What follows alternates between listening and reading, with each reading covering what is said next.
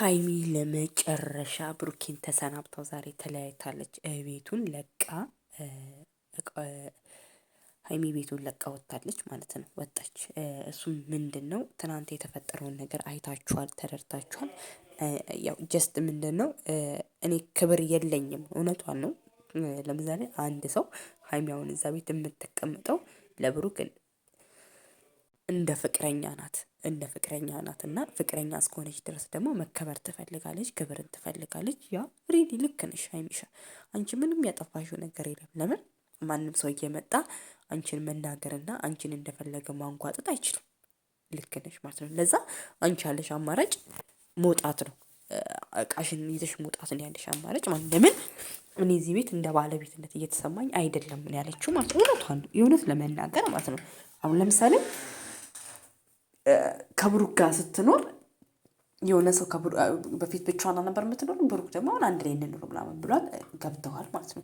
ያ ነገር ደግሞ እስከሆነ ድረስ ያ ቤት የእሷም ጭምር ነው። ብሩክ ግን እንደዛ እንዲሰማት አይደለም እያደረገ ያለው። ለምን እኔ ምንም አላቅም፣ እሷ እንደዛ ስላለችኝ እኔ እንደዛ ምንም አይነት መልስ አልመለስኩላትም ነው የሚለው ማለት ነው እኮ ነው።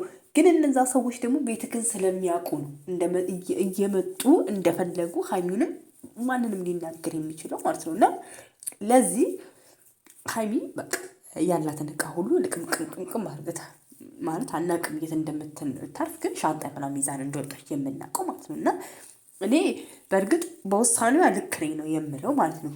ለምን ማንም ሰው ክብር ነው የሚበልጠው። ታውቃላችሁ ሀይሚ ደግሞ በክብሯ አትደራደርም፣ በክብሯ አትደራደርም። ክብር ከምንም ነገር ይበልጣል ብላለች ማለት ነው። እና የኔ ወርቅ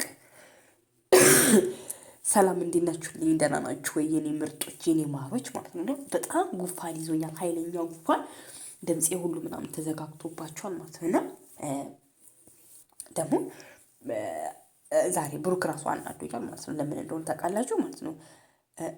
ምልሽን እንኳን አትሰሚም፣ እኔን አትሰሚም፣ እኔን አታዳምጭም። ለምንድነው እሺ ማትይኛል? እስቲ ምን ትስማክ? እስቲ ምን ታዳምጥክ ማለት ነው። ኦኬ እኔ የሚገርመኝ እኔ ምንም ነገር የማደርገው ነገር የለም። እኔ አላቅም፣ ሴቶቹ ናቸው ራሳቸው እየመጡ እንደፈለገ የሚሆኑት የሚሉት ማለት ነው። እኔ የሚገርመኝ እንዴ አንተ እኮ ቤት ግን እንዲመጡ ስልጣን ካልሰጠካቸው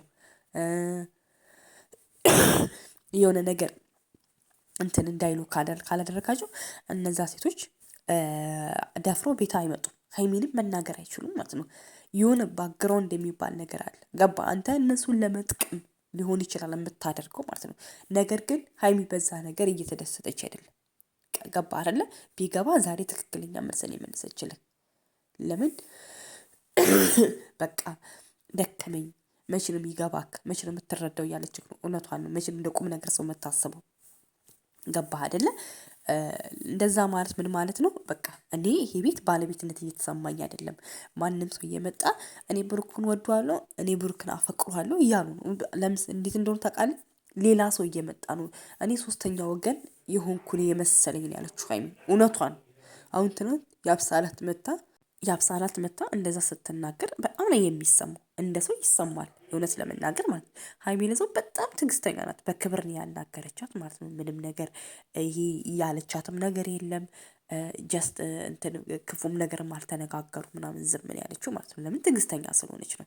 ግን በዚህ ላይ ያልክ ደግሞ ዛሬ እርምጃ መውሰድ ካለባት እርምጃን መውሰድ ለምን የበለጠ ይድላቸው ብላ ነው ያን ቤት ለቅ ወጣችሁ ማለት ለምን ጀስት እነዛ ሰዎች አላማቸው ሴቶች የሚመጡት ሀይሚን ለማስወጣት እስከሆነ ድረስ ሀይሚን አናደው ብሩክን የራሳቸው ማድረግ ከፈለጉ ይሆንላቸው። ግን እኛ የምንፈልገው ሀይሚሻዬን፣ ቅመሟን፣ ጀግናችንን ለእኛ ብዙ ተምሳሌት የሆነችውን ምንም ነገር እንዲናገሩብን አንፈልግም። ያን የምንፈልገው ማለት ነው። ግን ያ ደግሞ አልበቃ ብሎ መስመር ካለፈ ደግሞ ይሄ የብሩክ ስህተት ነው ማለት ነው። ገባችሁ አይደለ? የብሩክ ስህተት ነው ማለት ነው። እና ሀይሚም አንዳንድ ጊዜ ችግር አለባት። ግን ሀይሚ ምንድነው አንዳንድ ጊዜ ቶሎ ብላ ለውሳኔ የምትቸኩለው ነገር አላት ማለት ነው። ግን ብሩክ ደግሞ ምንድን ያላት እኔ እሷ እንደዛ ወድካለሁ እንደዛ አፈቅርካለሁ ስላለችኝ እሷ ናት ያለችኝ እንጂ እኔ ምንም አይነት ምላሽ የሰጠኋት ነገር የለም ያለችው ማለት ነው።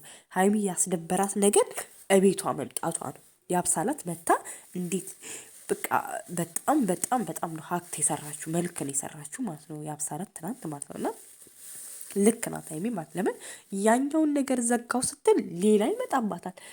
ደግሞ ያን ነገር ተመስገን ሰላም አገኘን ምናምን ስትል ሌላ ይመጣባታል። እና በቃ እቺ ልጅ ያለባት ነገር ከናካቴ እውነት ነው መውጣት መሸሽን ያለባት ማለት ነው። እና ግዴታ ያላትን ልብስ ብሩክ ያላት ልብስ ነው ሻንጧን ጠቅልላ ይዛውት።